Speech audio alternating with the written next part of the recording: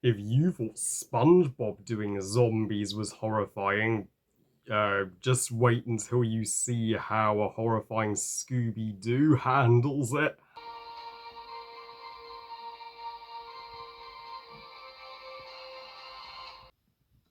There's zombies on the prowl, and it's terror time again. They've got you running through the night. It's terror time again. Scooby Doo on Zombie Island, directed by Jim Stenstrom, and is the 1998 animated Scooby Doo movie. Scooby Doo on Zombie Island tells the story of Scooby and the gang of now passes ways, and Daphne has landed a successful career for herself, but when the mystery gets her back into the mystery solving business, Daphne feels it's too much like the old days. When are they going to catch a monster that's real already? Until they are offered to come to Moonscar Island to stay and solve their uh, deadliest and most sinister mystery yet, when a horde of zombies goes on the prowl. So you might as well title Moonscar Island Zombie Island, hence the title. This review was ever so kindly requested by the exact same dude who requested me to review George of the Jungle 1997, and I wanted to get George of the Jungle over with first, as that would certainly be the least positive of the reviews he requested. But Scooby Doo on Zombie Island, the exact opposites. This is highly regarded as one of the best, if not the best, Scooby Doo movie ever made. And happy 25th anniversary to this Scooby Doo classic. And I would still say uh, the the Daphne and Velma movie is the Citizen Kane of Scooby Doo, but just simply because that movie has my favorite Scooby Doo characters, Daphne and Velma, working together. But Zombie Island is hands down the greatest of all the animated Scooby Doo canon. This is the bee's knees, the real deal of animated Scooby Doo movies, and I mean, and the best animated movie of 1998 to not receive a cinematic release. I first saw this movie on TV at aged 10 in summer 2006, when Boomerang were doing a Scooby Summer, and I was enjoying the majority of the animated Scooby Doo movies they were showing, but this one especially kept me gripped throughout. I'm like, holy shit, this may be my favorite. Even as a kid, I thought that, and I still think that today. I mean, why Zombie Island is, well, the it stands above the other animated Scooby Doo movies is that the monsters are finally real this time. Always found it to be a total anticlimax by the end of a regular Scooby Doo episode, where they would just unmask the baddie dressed up, and they'd be like, oh, it was never a real ghost or monster. Whereas a Zombie Island is like, well, enough with that shit. So we're going to give the fans, what they wanted all along, some real zombies and real werecats. The mystery and the monsters in this movie are the shit, and this is clearly the darkest of the Scooby Doo movies. I mean, because the monsters are real, it's that much edgier. Bearing in mind, I was just 11 on my first viewing, and even then, I think I was underage too. See, makes me wish more Scooby Doo movies would take after this one, as it's as this one knows that Scooby Doo can be more than just a comedy. In fact, after this movie, the Scooby Doo franchise, sort of went on a downhill spiral. It clearly kicks the ever loving shit out of Scoob 2020. And the Velma series, I like Frozen 2 fan defend that series, but even that series ain't a patch on Zombie Island. And the animation by for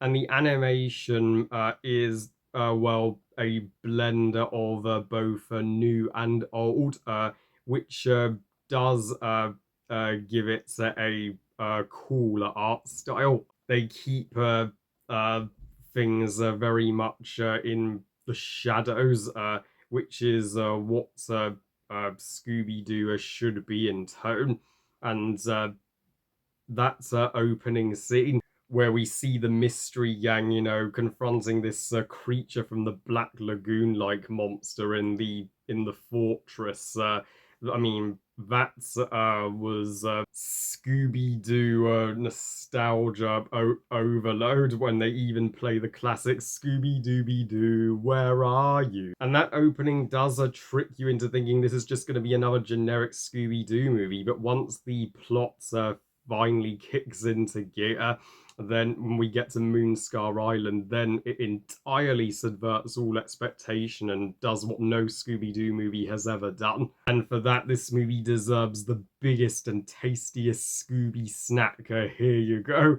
And Daphne, of course, is the main character here. She is determined to catch a real monster in her mystery solving career. So I absolutely love the fact that she got to be in the spotlight in this one, being my favorite Scooby Doo character.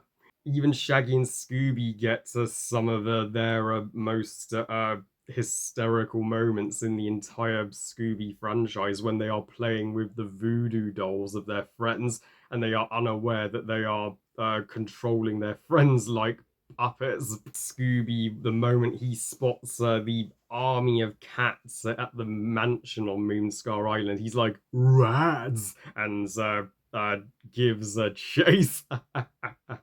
And Scooby and Shaggy are even the first to know about the zombies. I mean, the zombies don't technically appear in this movie until the second half, so there is a prolonged wait, but at the same time, it's effective because you get a worthy build up to their reveal. And that's it's terror time again, song when the zombies are chasing the gang by under the moonlight. I mean, that theme is the definition of epic and one of my top 5 Scooby Doo songs. I mean, and and it's certainly darker than most Scooby Doo tunes, fitting the tone of the film. And the Werecats being the real oh, and the revelation of the Werecats. I mean, totally blew my socks off as a kid. I mean, I was like, what the fuck? The zombies are the good guys?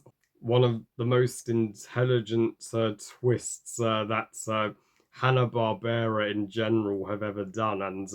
And when the Madam of Moonscar Island and her maid and the dude who gets the gang across the river turn out to be a trio of werecats. I mean, werecats are highly original. They could have just gone with werewolves, but we need werecats more often after this. This is the most evil I've seen cats in movies since Red from All Dogs Go to Heaven 2, or the cat from Cats and Dogs.